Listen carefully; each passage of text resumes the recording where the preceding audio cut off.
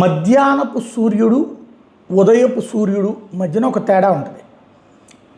ఎప్పుడైనా సరే ఉదయపు సూర్యుడిలాగా ఉండాలి తప్పించి మధ్యాహ్నం సూర్యుడిలాగా ఉండకూడదు అంటారు. అంటే మనం ఆవేశంగా ఎగబడిపోతుంటే మధ్యాహ్నం సూర్యుడిలా ఏంటిరా అంటారు. అంటే విపరీతమైన వేడి ఒక్కసారి డౌన్ అయిపోతాడు సాయంత్రం అయ్యేటప్పుడు.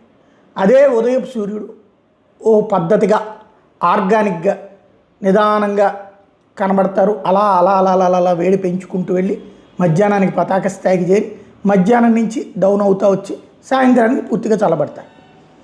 బంగారం వెండి మధ్యాహ్నపు సూర్యుడిలాగా ఎగబడ్డాయి, ఒక్కసారిగా భారీ ధరలకు వెళ్ళిపోయింది.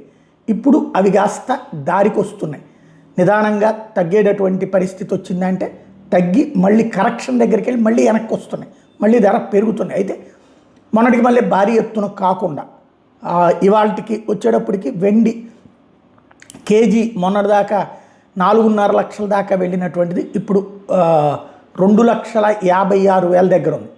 అదే సందర్భంలో బంగారం 24 క్యారెట్లది 1,54,000 రూపాయల చిల్లర ఉందన్నమాట. 24 క్యారెట్ల బంగారం 10 గ్రాములు.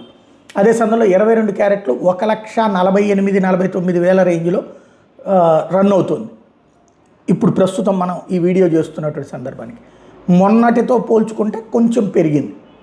అదే సందర్భంలో మళ్ళీ ఇది పెరుగుదల మళ్ళీ కొనసాగుతుందా లేకపోతే మళ్ళీ తగ్గుతుందా చూడాలి.